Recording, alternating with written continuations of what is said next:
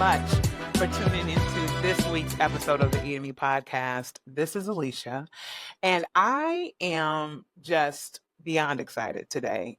I have someone that is near and dear to my heart on the podcast today, and his name is Anthony Wayne. And if anyone knows who Anthony Wayne is, which most people I feel like know him because he's just so amazing. If you know him, you just instantly just melt because he just has that type of energy, just a beautiful, genuine individual. He and I actually met, I don't know if you remember this, but we met at an audition. You were very young, and I think it was like Shelter, what's it called? Shetler Studios yeah. You were there, and I passed by you, and instantly, like, you just had this glow, and I stopped and I said to you, I was like, you're going to be a star. And I remember seeing your little face, and you were like, really? I was like, no, there's something about you. I was like, you are going to be a star. And nothing short of that, here you are, just being your amazing self, beyond the stardom, beyond all that. You are still just a sweet, beautiful human being. So thank you, one, for being that and just who you are. And also thank you for being on the podcast today. Well, it's a pleasure to be here. It's good to see you, Alicia. I'm so proud of you. This is amazing.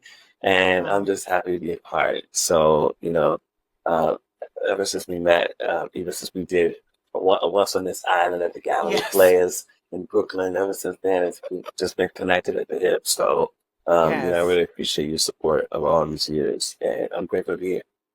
You are so welcome. And like Anthony just said, we did a show. Oh my gosh, what was that? Like 2006? I don't even know. Yeah. It was like 2006. We did a show called Once on This Island at the Gallery Players. And that's where we really got close. And I have to tell you something. I every time I hear Crime Mob Stilettos, is that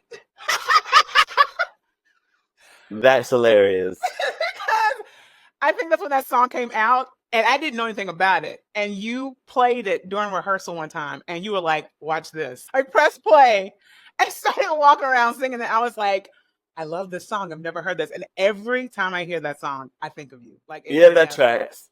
That tracks. Loved it. But no, it was a great time. It was a great production. And like Anthony said, we have been, so connected since that time. And so even beyond time, we haven't had to like perform with one another, but it's been such a beautiful experience just to still be in each other's lives. So it's been wonderful. It has really been wonderful. But I wanted to take it back to, because actually, let me kind of like pull back. Anthony just actually performed an amazing show it was called The Green Room, right? Yeah, the space is called Green 42, yes. Oh my goodness, y'all. So Anthony's show is called Just Me. And it was basically a story, a brief story about his life and, his journey, not only to becoming a Broadway star and performer, but also just about personal things in his life as well. And it was just such a beautiful experience. Like, it literally was an experience. Because sometimes you'll go to a production and it's like, oh, that was cute. But it was like you were there with him, like you were living these things out through this actual performance. So it was beautiful. And so all that to say, you shared a little bit in the show, but for those who weren't there, they're like, what are you talking about? How did you actually start in this business? Or what was the thing that was like, I love this performing thing? Where did that start? And where did that come from? Well, originally I'm from Norfolk, Virginia. My family is from Scotland Neck, North Carolina. And so my grandmother and my grandfather on my mom's side moved to Norfolk because my dad got a good job working at Sears. Yes. And he was also in the service. So he bought this house in Norfolk and ended up having 5 children. And my mother's the oldest of the 5. My mother moved to Richmond with their first marriage with my brother. Had her first marriage in Richmond, and then she had my brother, my older brother. And then when their relationship worked out, she met my father, and then she had me after they got married. And then she left him, and then ended up moving back to Norfolk. So Norfolk is actually where I grew up. And so I was there when I was a kid. I had a lot of energy. So she put me in this children's theater group called Center Stage with this woman named Margie Day Walker. And I talk about it in the show. Yes. And And so that's where it kind of happened. Because I just had a lot of things of energy, and I was always running around and doing all that stuff. So I didn't know that being in center stage was going to give me the tools that I needed as a young child to Mm. do public speaking, to do dance, to do theater, to do tap, and all those things. So I got into it there, and the teacher, Mother's Day, she didn't actually have a whole lot of money, so she used to be a blues singer in the '60s and a blues and jazz student, kind of like Sarah Vaughan and Dinah Washington. Mm. And you can look her up. Her name is Margie Day, and Right. her music is beautiful. And so, but she was about to be this huge star, and she felt like Mm. God told her to come back to Norfolk to teach young kids.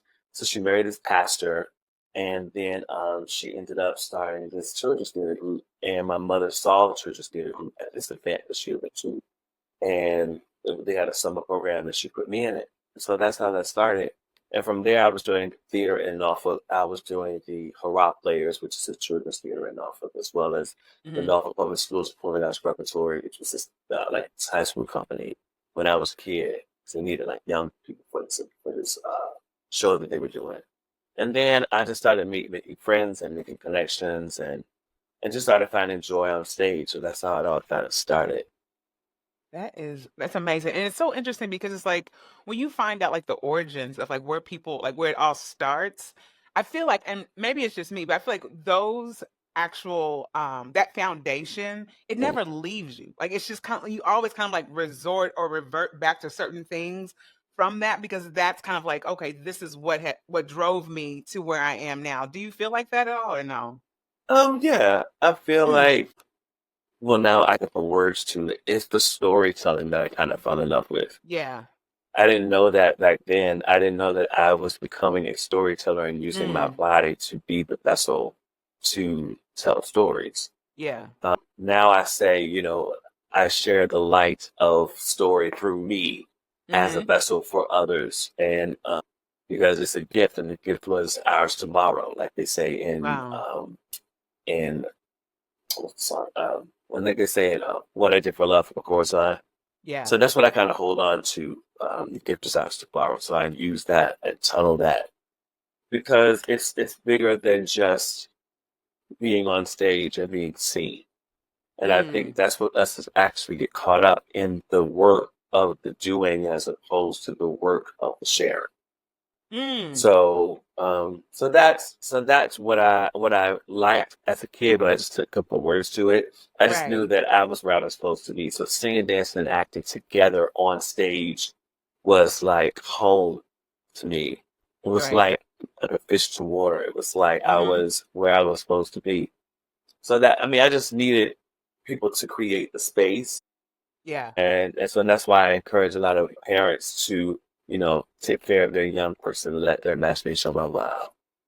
That's beautiful because, the way you just said that in terms of the showing versus the sharing, Mm, that resonated with me because I feel like you say you get so caught up in that idea of like, look at me, look at me, look at all these amazing things I can do, as opposed to you saying like, let me share this gift that I am very grateful for. You know what I'm mhm, saying? Like removing that idea of ego. That was something that I didn't know. That I didn't know that language. Like, oh, this is not the like me sharing by way of just my true God-given talents, and I'm grateful for it, as opposed to that whole ego thing and getting crushed and bruised with the least little things. Because this particular business, at least for me, I feel like sometimes that criticism or someone not approving me uh, could really crush you, and then not allow you to move forward in what you know is meant for you. That makes sense. it does, because it seems like the word that came to me when you were talking was safety.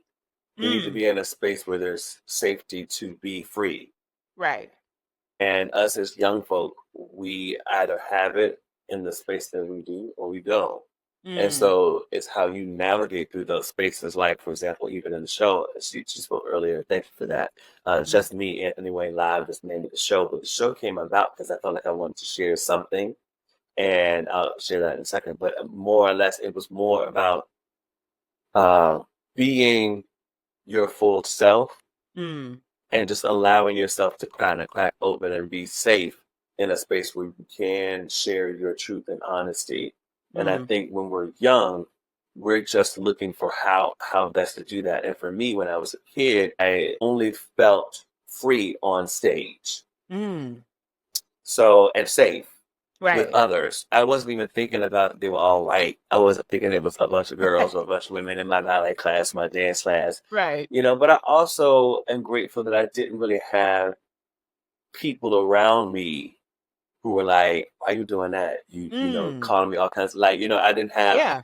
my mother and my family weren't putting me in harm's way of saying, don't do that. You should be Right. playing football. You should be doing it. Like trying to Hmm. make me do something that I didn't feel like I free in.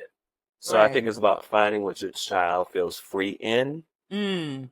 And there are different people who do that. Like they'll actually test their child and see, okay, do you want to play basketball? Do you want to do theater? Do you want to do arts? Do you want to do, they just try to figure it out. So Right. that's the little bit of work. First of all, thank you for that because I feel like a lot of people that I know in the business, that was something that they struggled with, particularly Black men struggled with this idea of wanting to be free and Mhm. knowing that these safe spaces were there for them artistically, but they were hindered by way of maybe parents or some adult in their life that was like, that's not what boys do. Like, why are you ballet? Like, what are you thinking? Like, go get a football. You know what I'm saying? I think it's beautiful that you weren't in that actual environment, but there are so many people that I know that experience that, and it's heartbreaking now, especially now when you see things in hindsight. It's like so many people were harmed in the idea of just them trying to be them. You know? Yeah, but it's the heteronormative fatigue, if Yeah. that's the word, of Listen, the I take it. space back in the day. You Hmm. know, it was just well, I said back in the day. I'm talking like the 80s. Yes. Thank you very much. But that's all they knew. They weren't Yeah. educated on how to uplift your child in a way that's free for them. It was more about you do what I say, and this is Yep. the way it's supposed to be. So do it this Hmm. way, and you will succeed.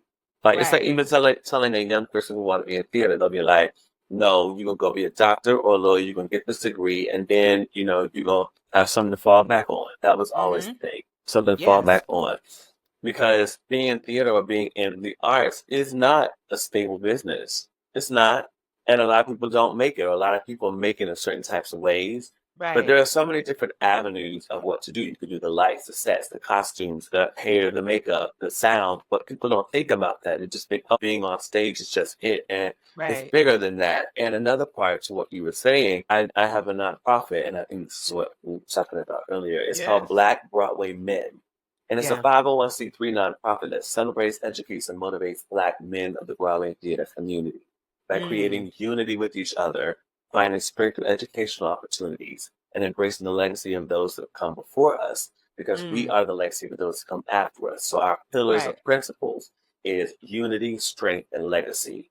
Mm. And it came about because I was a Black man being younger or having grown up in theater, felt like I didn't really have a safe space before.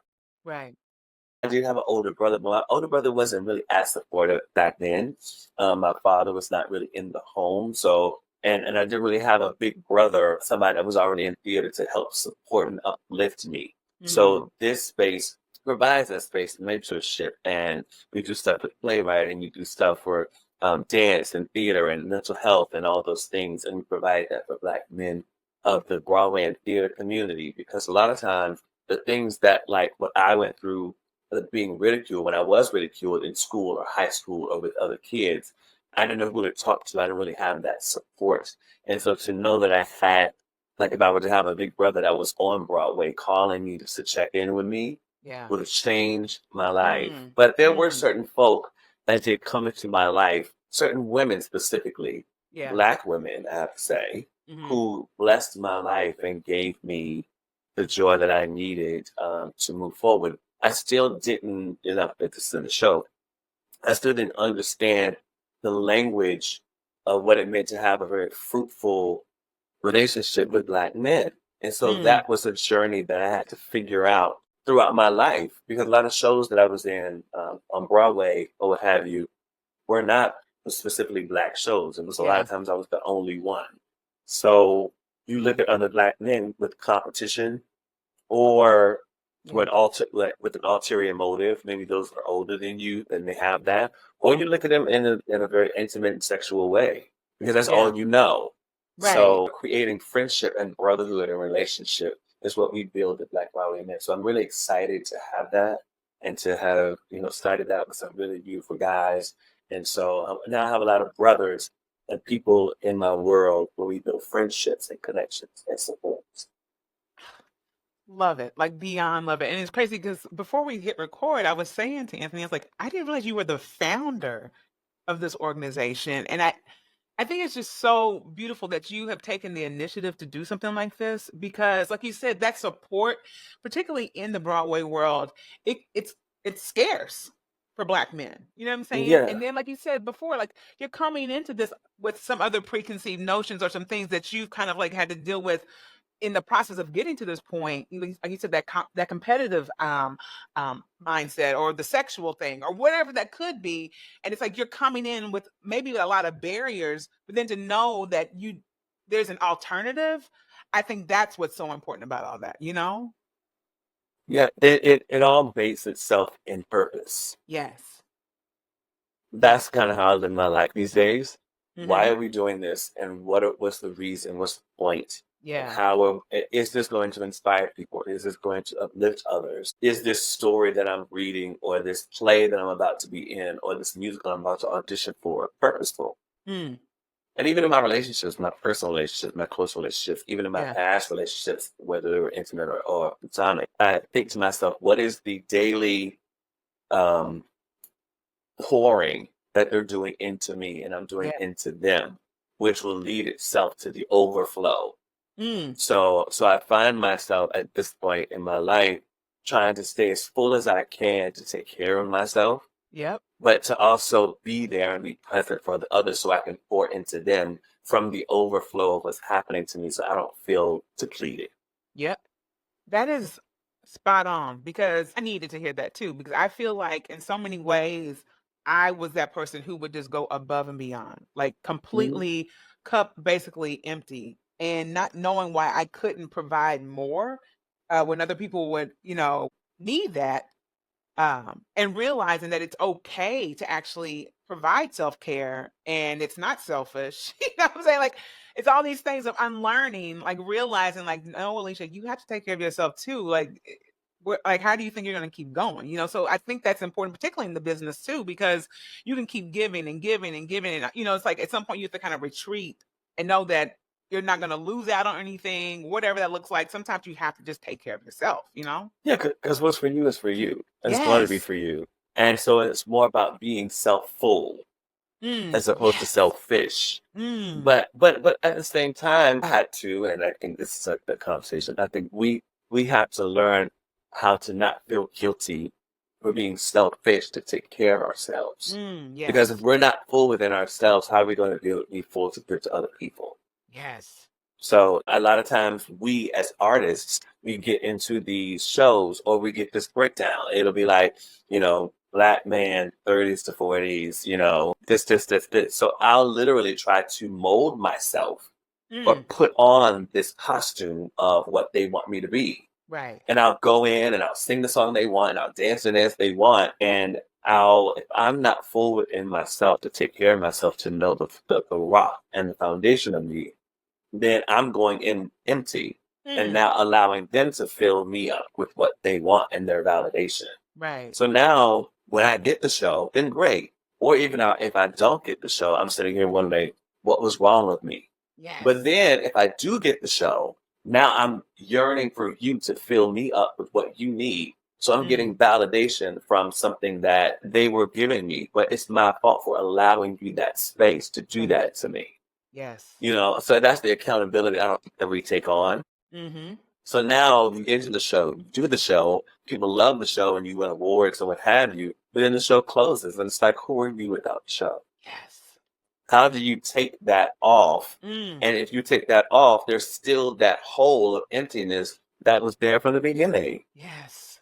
And if you didn't pay attention to it prior, how are you going to take care of it now without the Mm. tools and the people around you to pour into you? Yes. So what happens is we find ourselves yearning for people to give us stuff. Yes. So I call them takers. We find Mm. ourselves becoming these takers without even knowing it. And Mm. so somebody being nice to you, somebody be kind to you, you're like, I need this. I need you to be this way to me. I need this. And you become like this needy person who's Mm. yearning for people to validate you. And then you go into Wow. these auditions and you're sharing that you're this kind of person. And people are probably not giving you roles. They're like, oh, this person is doing too much. Right. So, but if you come in with the confidence and knowing who you are, it's like, I'm fine with or without this show. Yes. I'm just going to share my light and shine the best I can. If you like it, you like it. If you don't have to go get something else. Because you know why? There's always something else. Right. But there's some strength in you finding your own individuality. Mm. That, thank you for that, because I think I will say, especially in the beginnings of me, being a performer, it was all about, okay, I've got to do blah, blah, blah, blah. I've got to do all these things to make these people like me. Mm. And then when they don't like me, then it's like, oh my gosh, I'm not good enough for any of this. So I'm just going to blow the whole shit up. Right. And, you know what I'm Right. saying? And then whatever. But then it's like, then what happens after that? Because you're going to continue to keep blowing up shit, Alicia. Like, what point are you going to sit down and figure out why you have these things going on within yourself? This has nothing to do with performing. This has to do with Mhm. you. You know what I'm saying? Mhm. And it took me a while to get there, and realize that, oh, it's not the performing that's causing all this turmoil. There's something in me that I need to work through, Yeah, and then you find yourself in a space where you want to start building something Mm-hmm. because it was eating you. See, I did that. Thank you Okay. very much. And if you thank you very much. But you have to, it will eat at you to make Mm-hmm. there's something more for you. And if you don't make the time to find out what that is, then it's still gonna be for you, but it Yeah. may come in another format for somebody or another space. For Mhm. example, we hadn't mentioned this, but I wrote a musical called Mighty Real, a fabulous Sylvester musical based on the life of disco singer Sylvester. And Yes. that show kind of changed my life because it really gave me the freedom that I needed to write and create something that was tailor made for me and my voice and my acting Mm. skills. And it was a cry out for me because at the time I was in Pippin and on Broadway, and I felt like I wanted to be in something that was going to take me to another level or get people to see me as an actor or what have you. So I did the work to really, really build that with my producing partner and my other team. So I'm grateful that it was as popular as it was and we're still doing some work on it. So I'm excited to see what there is to come. But it's a different space because now I can go into the show and do it knowing myself Mm. and actually having done the work. So now I can come with the full, even fuller character of what was created. So I am so glad you brought that up, and thank you for that too. But y'all, listen, Anthony Wayne, as you can hear or see if you're watching this on YouTube, is beyond a powerhouse. So yeah, I saw him in Sylvester, Mighty Real. Listen, I still wear that shirt. I still have that. I think I wore that shirt this week. I love it. I'm not joking. When I tell you blown away, and it's not even because we're friends. To see him on stage, if you ever get the opportunity to see this individual on stage, this beautiful human being, don't hesitate because you will not be the same after you see him perform. You just have this essence. And in that particular production, when I saw you perform and portray Sylvester, I was like you said, going to the next level. I was like, and I literally was not it verbatim word wise, but I was like, okay, yeah, he has definitely gone to the next level with this. Like I would have never imagined you doing something like that. You know what I'm saying? It was just unreal. It was beautiful. It was like amazing. So it's just like you constantly creating. You are like like how do I even say this? Like the epitome of a creator. Like, you know what I'm saying? Well, Like you find ways to make things create things and make them so beautiful and mm, such a wonderful experience. So thank you for coming together and writing that story and to continue to grow with it because it has been such a wonderful experience, not just for me. I remember someone I was sitting next to, she had seen the show so many times. She's like, I have been following this show. I da, da, da, da. And it's like, this is my friend. Like, this is crazy. Like, I don't even know what to say. It was just so beautiful to see so many people see what I see in you. It was unreal. So thank you. Thank you. Well, I appreciate that. I think I was very, very nervous Mm, because I've had to learn to trust myself yeah. and trust what God, universe, whatever you want to believe, gave to Mhm. me. We get very lonely in this business Mm, because, like we said earlier, what's for you is for you. But what's for you, because it's not for somebody else, can make you feel and seem like that you don't know what you're doing, yes. or that you're crazy, or you're very, like I said, lonely. Mhm. But that's your journey. That's why it's your journey, because it's for you to follow and for you to do. And so there were times, and I'll share this in the show too, there were times where I was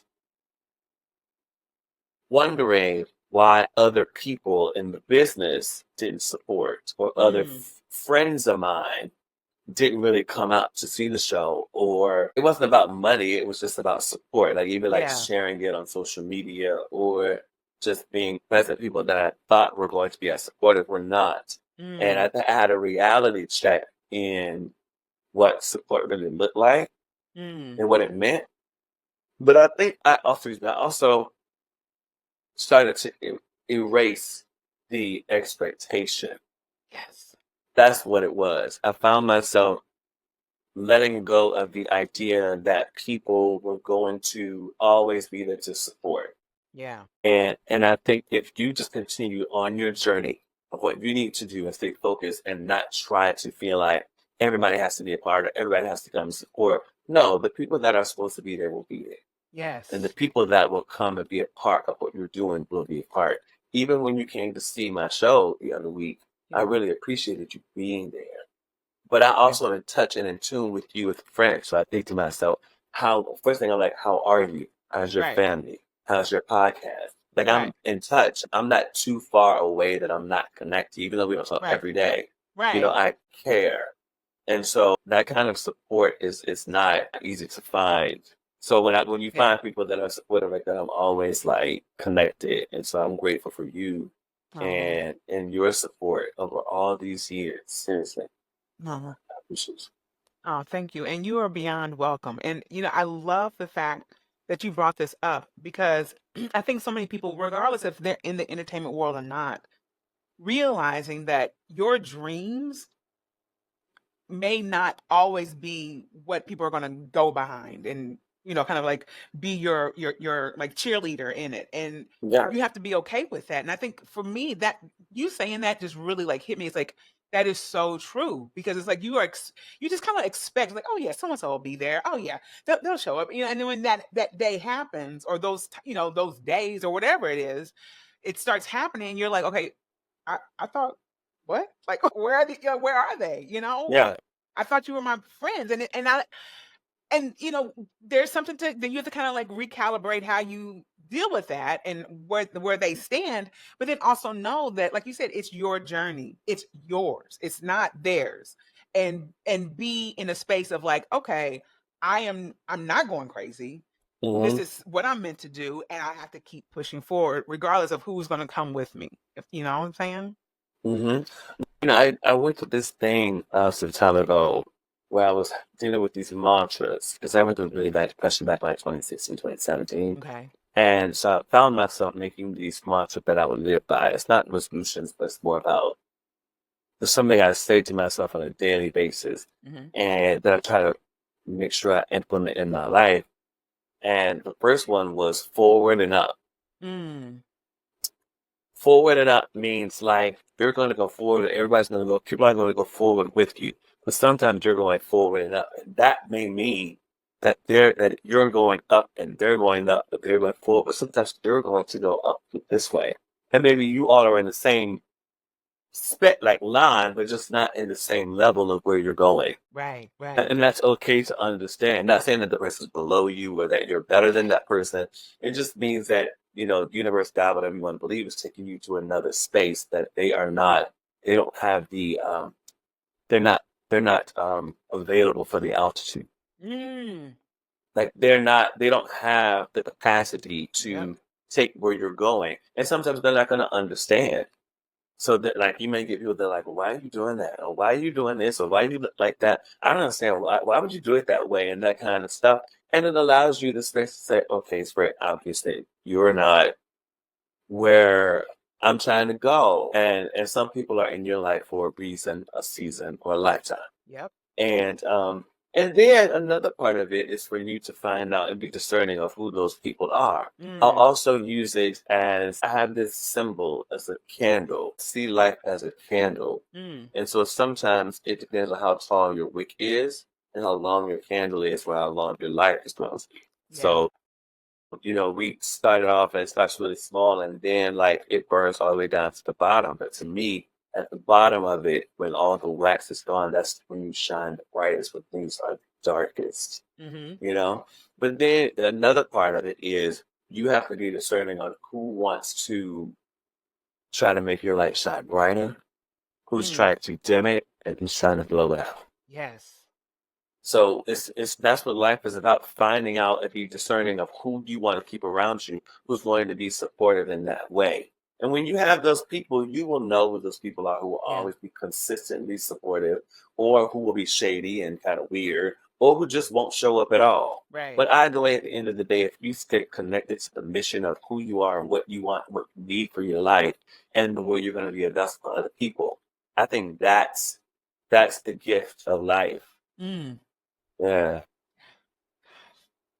Literally can sit here and like just listen. You provide all the like feel goods and inspiration. I'm not playing with you. I'm serious. It's like you like the things that you've saying. It's just like it's just speaking life into me. I don't know about anyone else, but it literally is because I think for the longest time I was just happy to be around people. You know what I'm saying? And especially in the business, like, oh my gosh, these are my people, right? And so because they're my people, I must, just kind of like allow all of them in, right?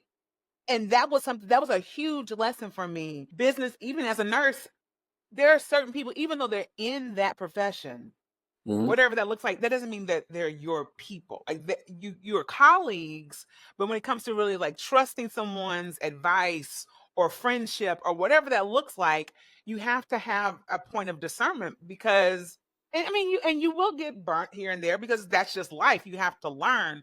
But it's like allowing those um situations to happen to learn from and then realize because I think a lot of times it's like constantly hitting that brick wall. It's like, why isn't it working? It's because you're still doing the things that you're supposed to be growing from as it relates to Oof. trusting certain people or whatever that looks like. You know what I'm saying? Absolutely. It's all about evolution on a daily basis. Yes.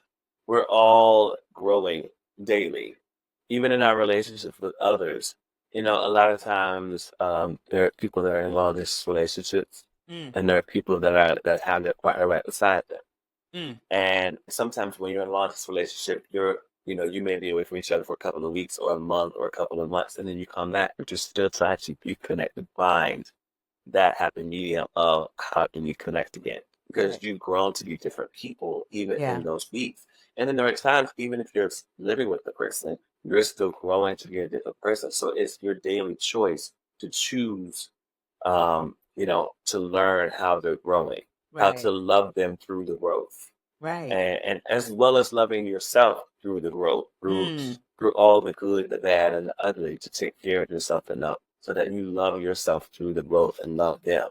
Yes. So and you can, and that way you can, like I said earlier, share from the overflow of yourself. I love that. Uh, But I wanted to circle back because before I hit record again, because of course we were talking y'all before. right. You mentioned you have some upcoming projects. So it's like, what is happening in Anthony Wayne's world? Because listen, after I saw Just Me, I was like, okay, something else is brewing. Because this right here, this is just amazingness at its best. So what's happening? What's going on? Well, Just Me came about, like I mentioned earlier, because I wanted to say something. And what I wanted Yeah. to say was to encourage people to know that just you is more than enough. Mm. That was the idea of it. I went through some really crazy things as I in my life as I was growing to get to this point. And there's more growth to have. But I shared that because the idea of it was inspired by Lena Horne, the lady, and her music. It was inspired by Hugh Jackman and like Boy from Oz. It was inspired by Liza with the Z. It was inspired by Ben Vereen Mm. and all of those artists who just were lights of joy, and Gregory Hines, and that kind of fire and magic on stage. So I thought about writing something some time ago, not too long after the Sylvester show, that would just kind of showcase me in a way where I felt like free on stage Yeah. when I was a kid. But I didn't have a show. There wasn't nothing that was like that could show the dancing and the singing and the acting. Because a lot of times, specifically when I was doing Sylvester, people wanted to see me sing high. They wanted to see me dressed up and put on the white suit and things like that, which was Yeah. cool. But I also was like, how can I just showcase me Mm. and show what I can do? But I wanted to do it with a purpose. Yeah. And so when I got with Rufus, my director, Rufus Bonds Jr., I wanted to talk to him about how do I share my light in a way that can inspire others. So that's Yeah. where Just Me came about. So to answer Yeah. your question, we're working on now taking the show to other venues, bigger venues, because I need more space on stage. Yes. And I would love to have an orchestra as well as some dancers and background singers, of course, and full band, and just dance on stage with storytelling other parts of the stage. So I'm developing that for the spring. I'm investing in a couple of shows. I'm producing some shows. I have a Yes. show that I'm doing in the winter that I have not announced as of yet. But you can go on MrAWayne.com, MrAWAYNE.com, and you can Right. see the announcement very soon. Yes. But I'm doing a show that's what I'm really excited to do. And it's from October until New Year's. So I'll share Mm. that very soon. But yeah, so that's what's going on. And then I'm also, like we mentioned earlier, working on Black Rowan Men. So now Mhm. we're looking to do a fundraiser in the spring. I'm looking to do another mixer of Black men and theater to come together at the end of September. There's a couple of events that I'm looking to get part of in October. Matter of fact, speaking of Sylvester, there's a gentleman, his name is Cleve Jones. He lives in Okay. San Francisco. He's an LGBTQIA plus civil rights activist that was actually with Harvey Milk before he was assassinated, Oh and wow. with Sylvester back in the day. And he, there was a show written about his life. It was called When We Rise. I Right. think you can catch up. It was about his life story, his backstory. So he's turning 70.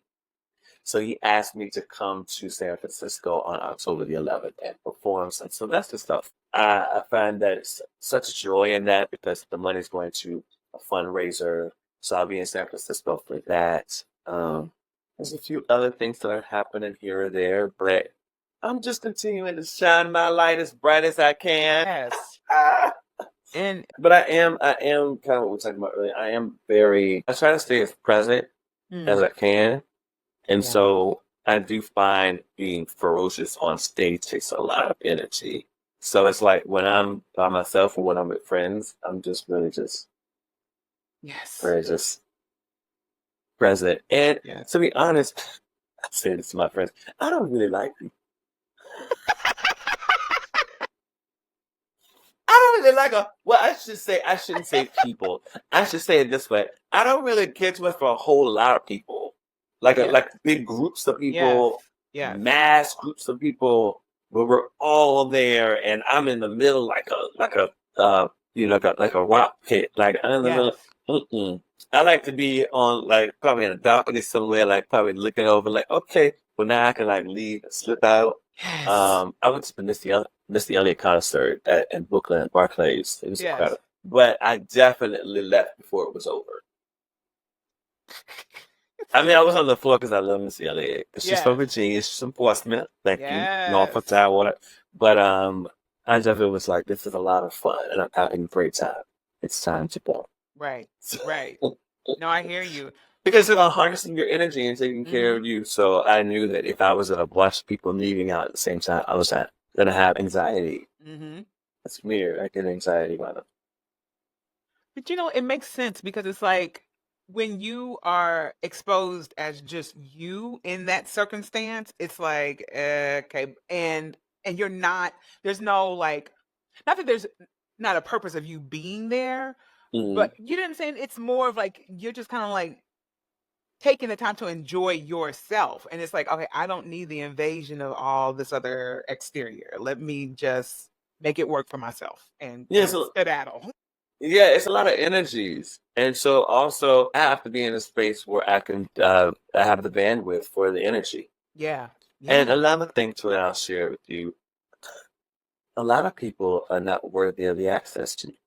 Ooh, child. That is beyond a word. Beyond.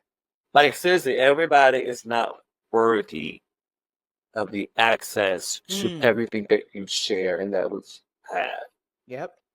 A lot of people just want to come and, like I said earlier, take. Just want to take. And it's for you, like I said earlier, to be sharing who those people are. Yeah. And you'll see it when you're with somebody for like 5 minutes and they're exhausted. You're like, ooh, child. And like, ooh, she's a lot. When you walk away and you're like, why do I feel like I like want to lay down? Like Okay. I need a BC.